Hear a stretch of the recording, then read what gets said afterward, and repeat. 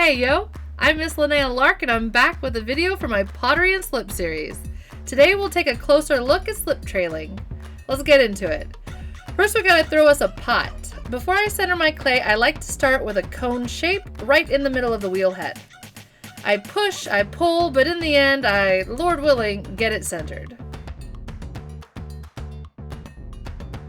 Let's open this bad boy up. I use my sense of touch more than I use my eyes in order to find the middle of my clay.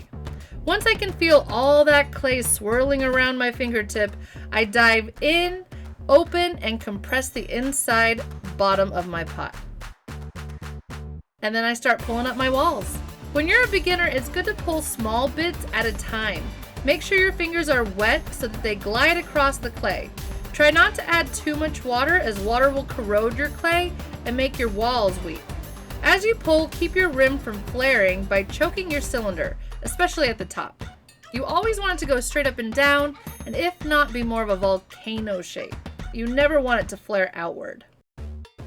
Now that we've used all our clay to get a generic tall cylinder, it's time to form our walls into something a little more special.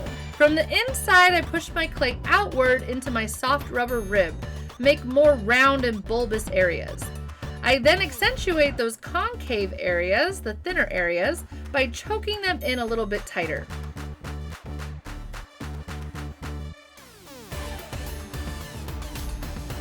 After I choke, I use my needle tool to trim my rim in tighter. Time to compress my walls to add a little strength to my pot. I use my inside hand to stabilize my shape while I use my soft rubber rib on the outside to compress my walls and finalize the shape of my pot.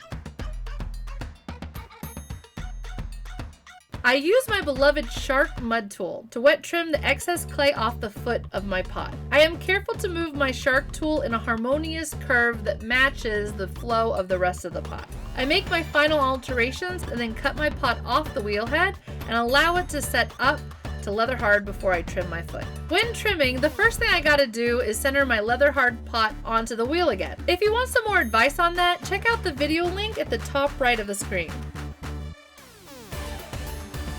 Once the foot of my pot is centered, I gotta attach my pot to the wheel with small wet wads of clay. When trimming, I like to start by leveling out the side walls with my cherished serrated trimming tool. I love you, I love you, I love you, I love you. Especially your teeth. And then I use the corner of my trimming tool to draw the outside circle of my pot's foot. I start to trim away the extra clay and make my foot more pronounced. Then I move on to the inside of my foot. Now that the outside of my foot is well defined, I use the corner of my trimming tool to draw the inside circle of my foot, and then I hollow it out.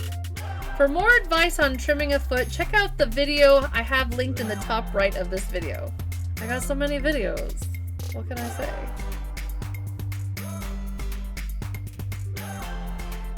I smooth and compress my foot area using a damp sponge and a soft rubber rib.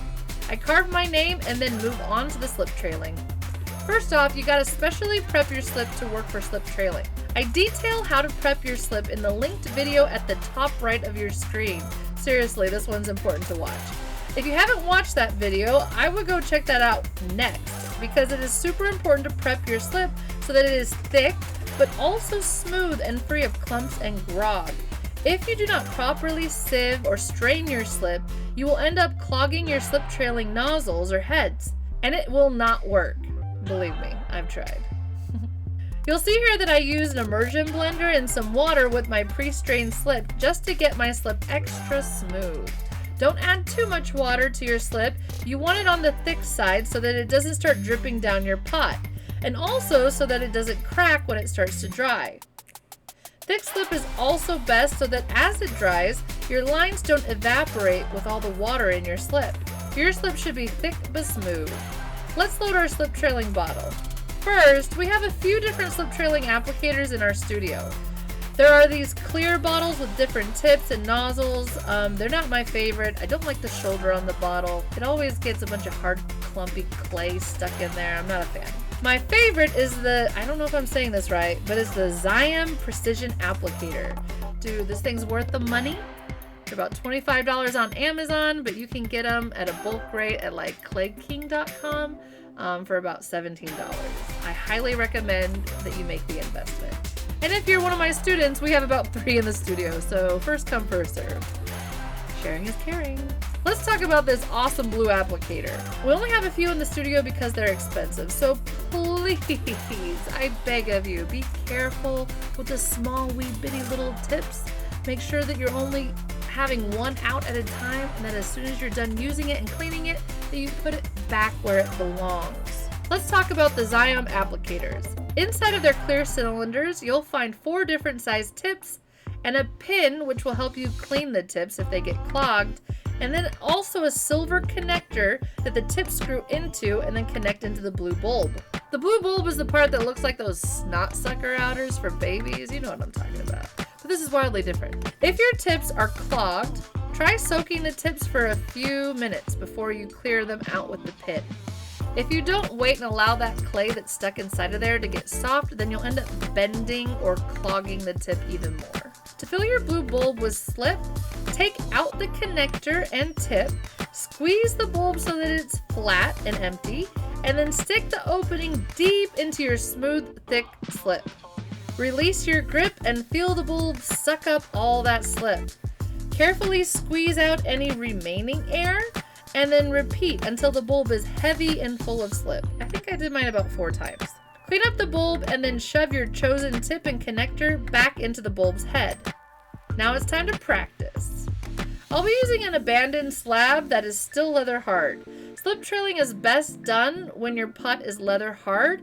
If it gets too dry, your slip trailing can crack off while it's drying. I'm using a flat slab, but it's a good idea to practice on a pot because it's way harder to slip trail on a vertical pot than on a conveniently flat slab. But alas, watch me practice making smooth lines, dots, squiggly lines, using different tips and different ways of holding my bulb. Practice applying pressure to the bulb and squeezing out the slip in a consistent and even form. And don't forget, you need to practice, practice, practice. And the beauty of slip trailing is that it's super easy to erase with a rib or a sponge. So mess up as much as you like.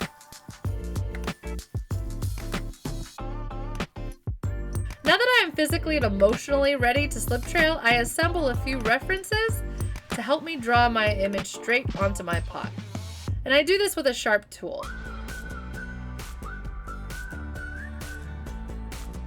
As you can see, I chose to do a girl in water surrounded by an alligator, but she's unaware because her eyes are closed.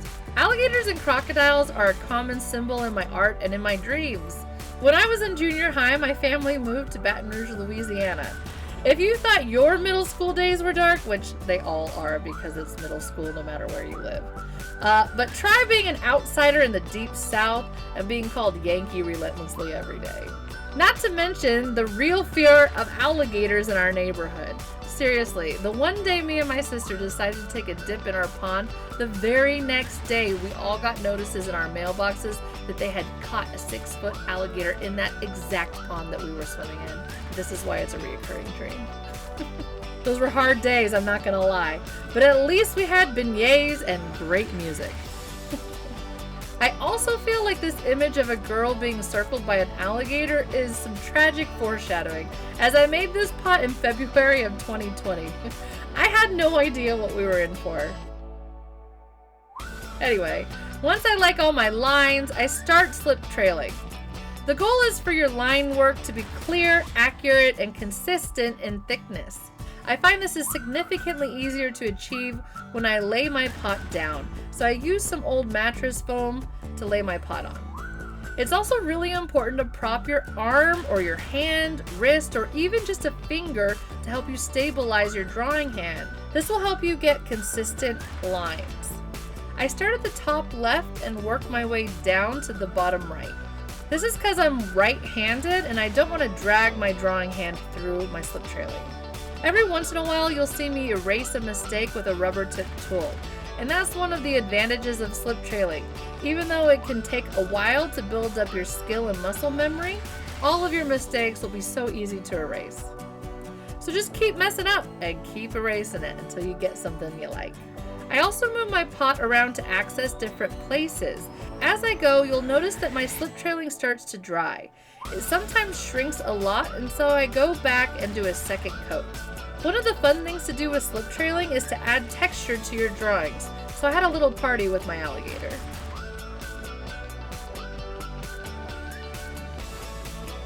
Once your slip trailing feels hard to the touch, it's time to do all the cleanup. I touch up any disappearing lines with a second layer of slip and use a rubber tip tool to clean up edges and soften any sharp or pointy edges. Now before we go on to seeing the finished product, we also need to clean up our area. It's really important that every person in the studio cleans up their own mess. So this is what you'll do. You'll take your bulb and pop out the connector and the tip.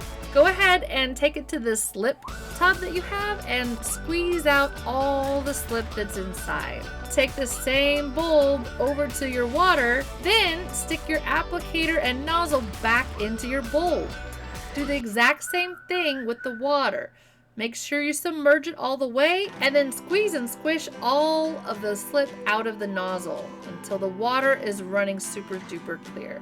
And now your applicator is totally clean. You can dry it off and then put it back inside of the clear cylinder. Check out the finished design while it's still greenware and the slip trailed lines which have hardened up.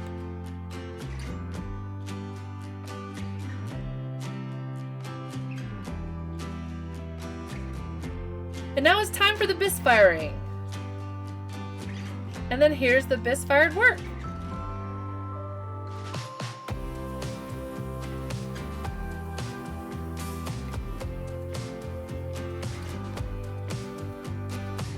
If you liked or learned something from this video, please like, subscribe, comment, or share this video with someone you think might enjoy it.